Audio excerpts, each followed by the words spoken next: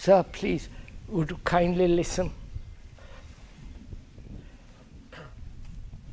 I really want to end this. Or this image making, I see the tremendous danger in it. So I ask myself, can this end?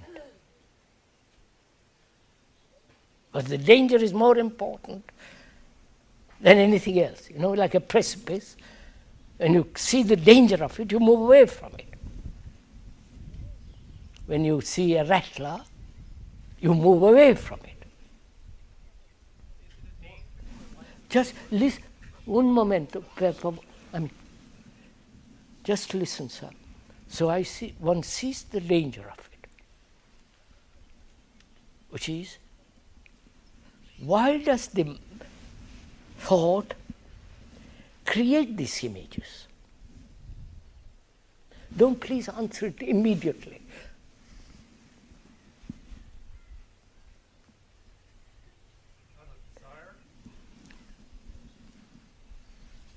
Go into it a little bit before you answer.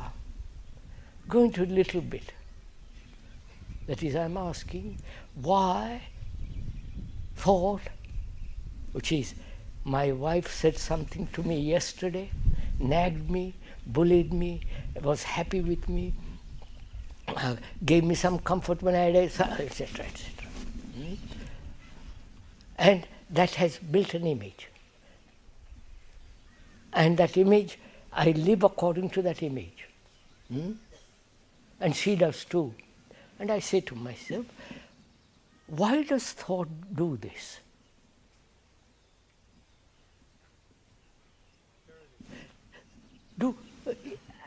Don't answer it yet, sir. Please give 2 minutes to go into it. You can only go into it if you have no ideas about it. If you don't say, well, this is so, that is so, and jump to words. So you have to find out why thought does this.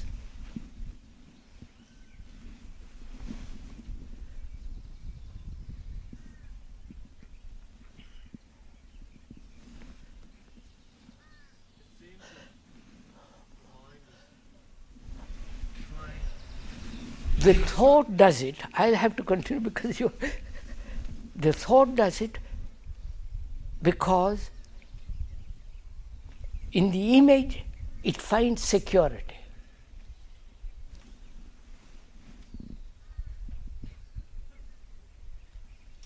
My wife, the image, and that in that I'm secure.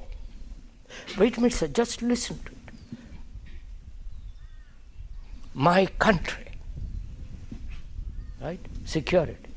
My group, security. The group being the image which I have created about the group, the image which I have created about the nation, the image about which I have created through religious indoctrination, the image.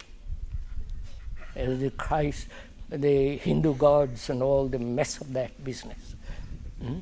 And so thought creates these images because it finds security in it.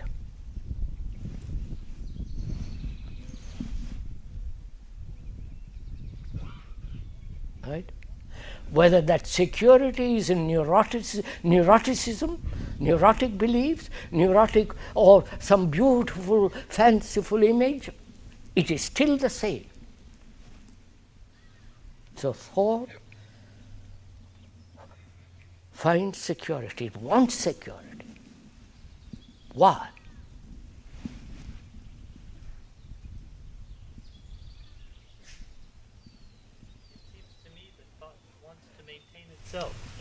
Yes, go on a little further, go on. Don't stop there. Sir, you've said something, investigate, move with it. Seems to me that thought is impermanent and therefore it seems... Are you sure of what you're saying? Don't theorize about it. Yeah. Don't unless you are speaking from fact, everything else is meaningless.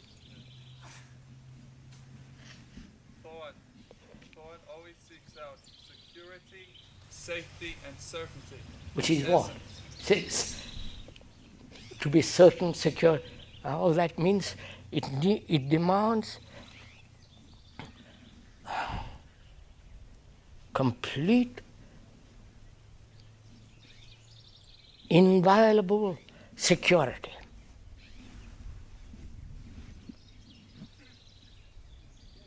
Just a minute. Why? Why does thought demand this? My wife, you follow? I possess her, she's mine, she's etc., etc., etc. In that there is great certainty, great security. I've identified myself with her. She has fulfilled what I want. And she does the same. It's a mutual interacting exploitation. Sorry to use an ugly word, but it's a fact. So, I say to myself, if thought seeks security, is there security in the image? You understand, sir? I sought security in my wife, the wife or the girl, and I built an image about her. And in that image there is security for me. But it's an image. You understand? It's a word, it's a memory, it's such a fragile thing. But yet I hold on to it.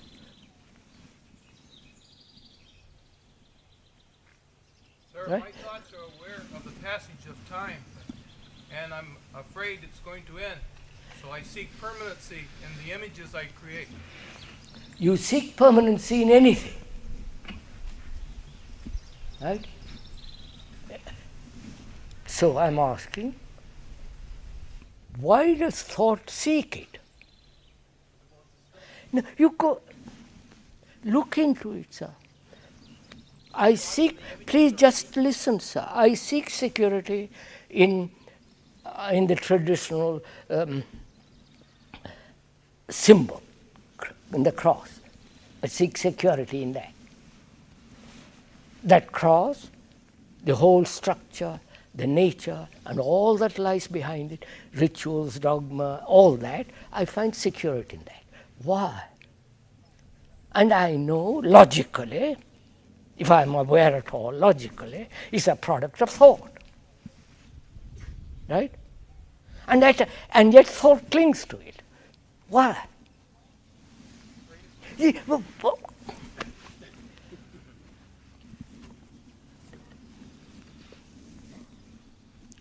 Is that part of our conditioning? Part of our being conditioned from childhood to believe in that symbol? Rama, Krishna, Christ,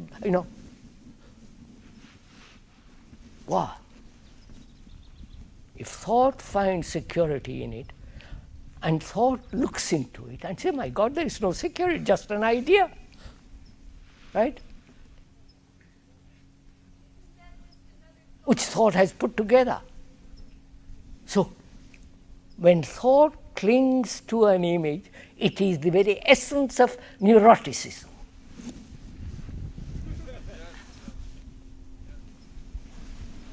Right? I know it is danger, and yet I cling to it.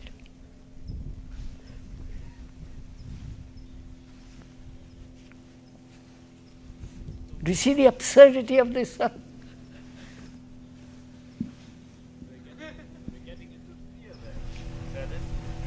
So, do you actually, no, wait a minute, do you actually see the absurdity of it?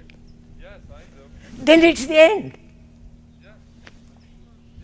No, then you don't create images. Wait. That is, the wife calls me an idiot. Will I listen to her without forming an image?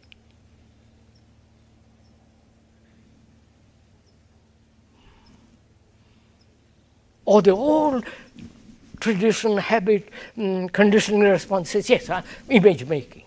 You follow? When she calls me an idiot, no image making. Is that possible? Or when she flatters me, which is the same thing, the other side of the coin.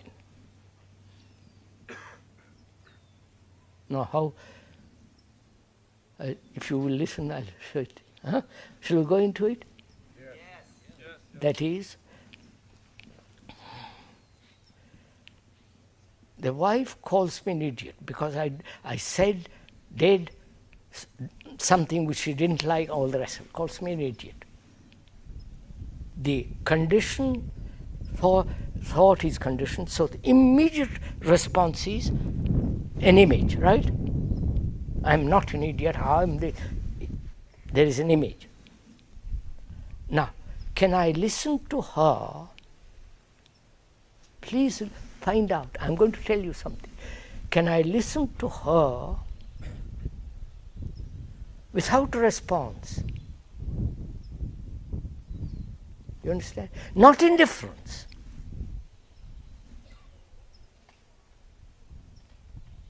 Can I listen to her when she says, darling, you are so lovely?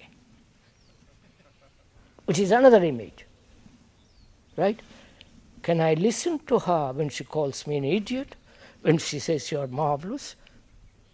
Both. You understand? Listen to it without storing it, without registering it. You understand my question?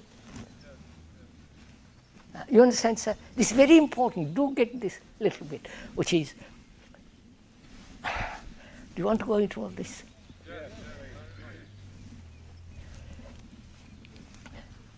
The mechanism of the mind, of the brain, is to register. Right? It's registering. And it is so conditioned that it registers immediately, idiot. Or say, what marvelous person you are. It is registered. Now, to stop registering, my question. You understand my question? When she calls me an idiot, not to register. Or when she calls me marvelous, not to register. Which doesn't mean I become indifferent, hard, callous. So I can only do that. Please listen. I can only do not register. That's only possible when I give my complete attention to what she says. When she calls me, please listen, when she calls me an idiot or marvelous person, when I pay complete attention, there is no registering. Why? You understand my question? Do it, please, as you are sitting there, do it now. That is, you've got an image about your wife or your girlfriend or your boyfriend. Gosh, this boy and girl, I'm getting bored with this.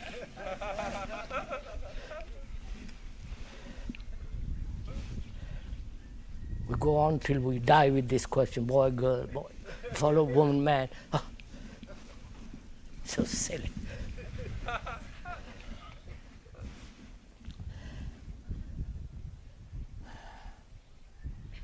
I am pointing out the image making is the process of thought.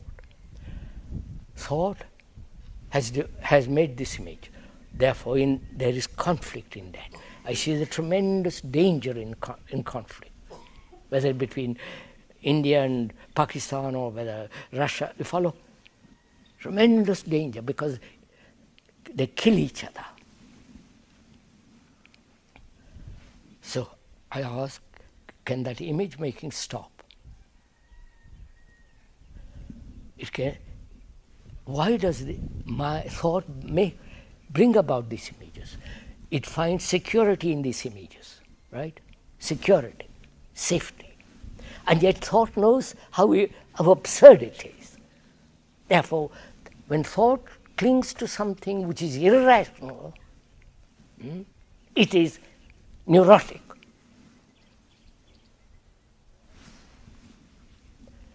So, I'm saying, asking, since the brain is so conditioned, it can't let go and say, well, I won't, it's finished. So I'm saying, when the wife says, or the man's husband says, or the boy says, and the girl says, you're an idiot, not to register.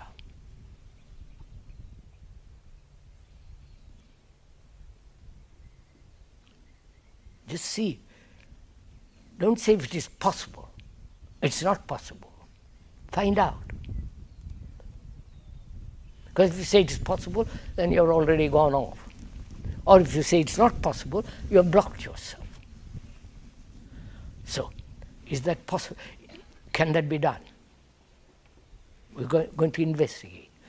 Why does the brain register idiot? The word idiot and the word beautiful, marvelous, you're a lovely man. Why?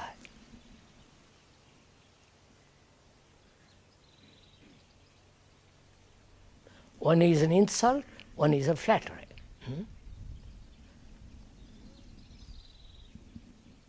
Because the word idiot has a great deal of significance. Right? The word itself is an insulting word. I have an image about myself. And that image rejects the idea that I'm an idiot. You understand? I'm not only an image about my wife, my husband, my girl, or whatever it is, and also I have an image about myself. Right, sir?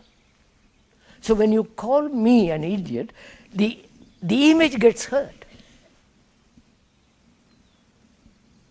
Right?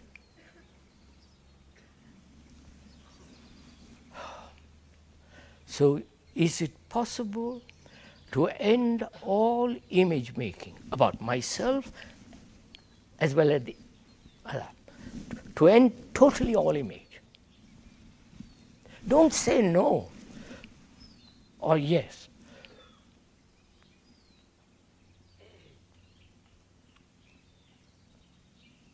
So what is the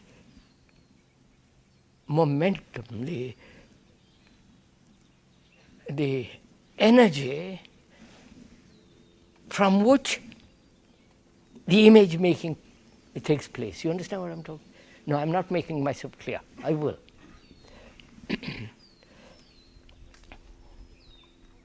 Let's begin. As long as there is a center,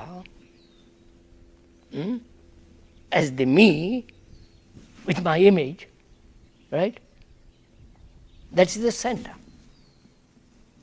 That image will always get hurt or flattered. Right? So as long as there is a center, it's impossible not to register.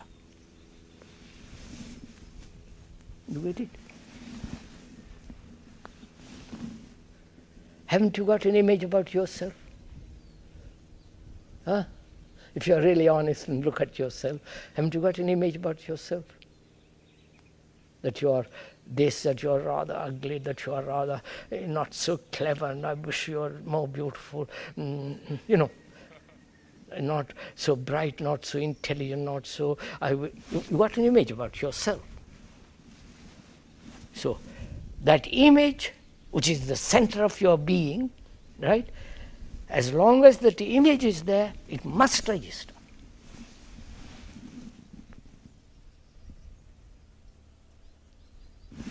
Which means, registering means division, conflict, violence, and all the rest of it. When you see the whole structure of relationship, the whole of it, then the center becomes unimportant.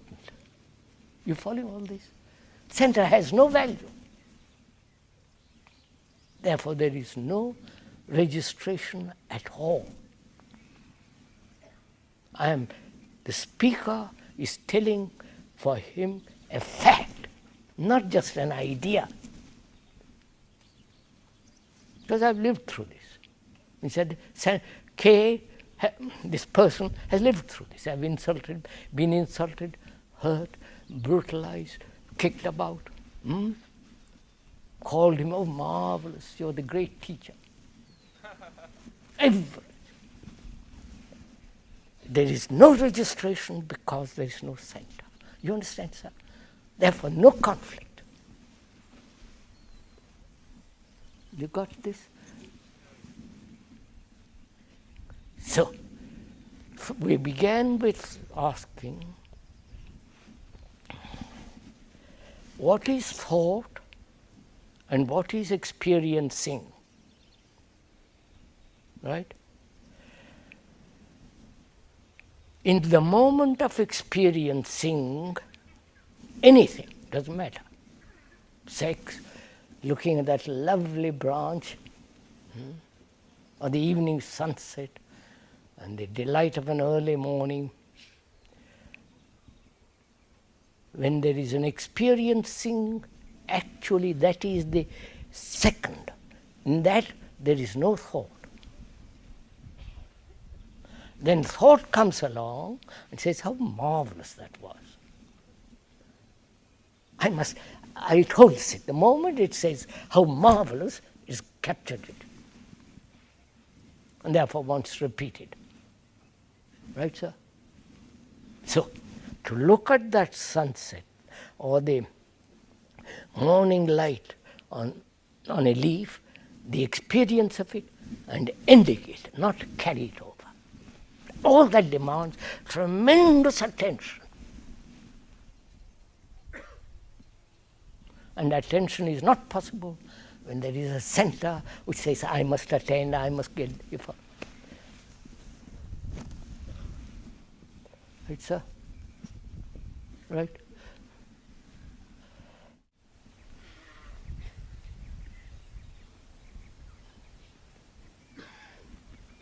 Sir, the lady would like me to ask, is image part of hurt? Huh? Is image and hurt the same thing? The image and the hurt? Are they the same thing? Of course. The moment you have an image, you're going to be flattered or injured.